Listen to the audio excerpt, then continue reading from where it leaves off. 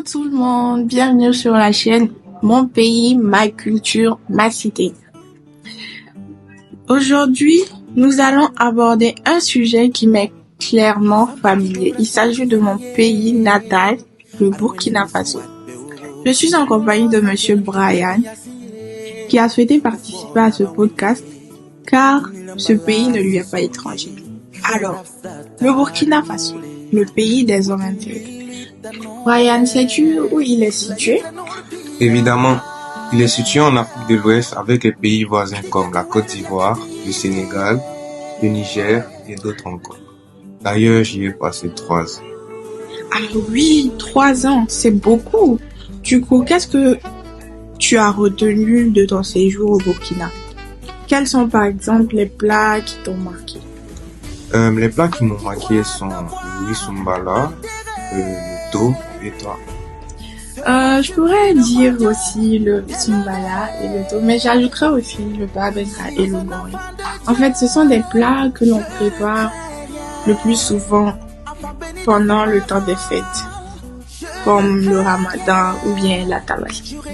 Oh oui, je vois.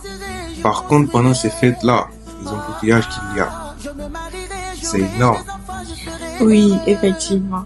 C'est parce que ce sont des fêtes musulmanes et que la majorité de la population burkinabé est musulmane. Donc, pendant ces fêtes, c'est plus de la moitié de 22 millions de personnes essaient de se rendre à la mosquée en même temps. Pas étonnant qu'il y ait des embouteillages.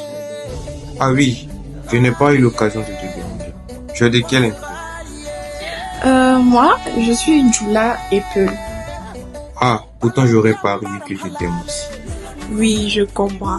Car tu sais, le Moré, la langue Mossi, est la plus parlée au Burkina Faso après le français. D'ailleurs, même moi qui ne suis pas Mossi, parle très bien le Moré car c'est une langue vraiment dominante malgré les 60 autres dialectes parlés au Burkina Faso. En effet, cela est dû au fait que Ouagadougou, la capitale, était autrefois un royaume Mossi dirigé par le Moro Naba, qui signifie chef du monde en Moré. Ah oui, je pense avoir entendu une légende sur ce mot Naba. On dit qu'il ne doit jamais rencontrer son fils, n'est-ce pas? Oui, c'est vrai, car s'il rencontre son fils aîné de son vivant, c'est lui qui meurt. D'ailleurs, en parlant de légendes, comment ne pas parler de Thomas Sankara, ce héros, ce grand homme politique qui a marqué l'histoire du Burkina Faso, ainsi que de toute l'Afrique de par son anti-impérialisme, son révolutionnisme, son féminisme et encore, mais qui est malheureusement décédé en 1987. Oui, ce révolutionnaire, sauvagement assassiné par son propre ami Blaise Compaoré, qui monopolisa le pouvoir pendant 27 ans. 27 ans, quel chiffre! Oui, effectivement. Mais il fut victime d'un coup d'État le 30 octobre 2014 et se réfugie en Côte d'Ivoire. Ce n'est qu'en fin 2022 qu'il fut officiellement reconnu coupable de la mort de Thomas Sankara. Après Blaise, le parcours politique du Burkina Faso ne fut couronné que de président de la transition jusqu'à notre président actuel, Ibrahim Traoré, qui est le seul qui jusqu'à présent parvient à obtenir des résultats quant à la situation sécuritaire critique au Burkina due au terrorisme. Ah, le pays des hommes intègres a vraiment connu une histoire politique très mouvementée.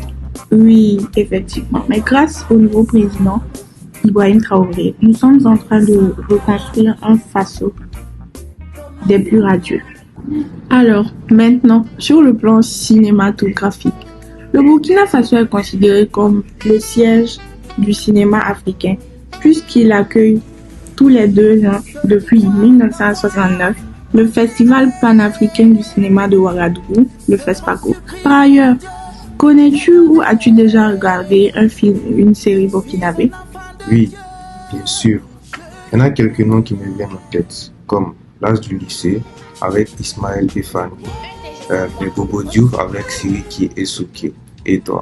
Oui, j'ai aussi regardé les séries dont tu parles. J'ai surtout aimé les Bobo Diouf avec Souké et Siriki parce qu'ils sont très drôles. À part le FESPACO, je crois bien que le Faso accueille chaque 2 ans le CIAO, n'est-ce pas? Oui, c'est vrai.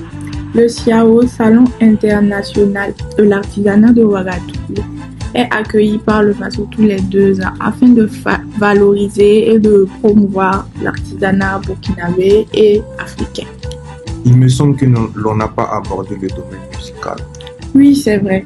En effet, le domaine musical du Burkina n'est pas un domaine émergent, dans le sens où le Burkina ne regorge pas assez d'artistes émergents. Mais entre autres, je peux citer quelques artistes burkinabés comme Flobi ou encore Greg, qui a même remporté un collier d'or grâce à son titre Halali. Pour finir, n'oublions pas d'ajouter que le Burkina Faso porte l'homme le plus fort du monde, Iron Bibi, qui, après avoir soulevé 230 kilos, devient le premier Africain à remporter du lofting.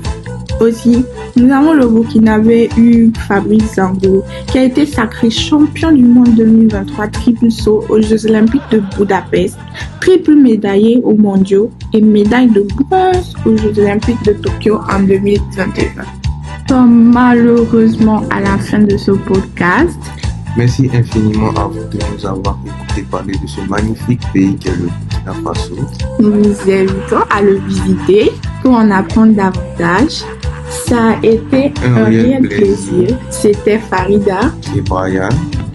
Nous vous disons merci et à bientôt.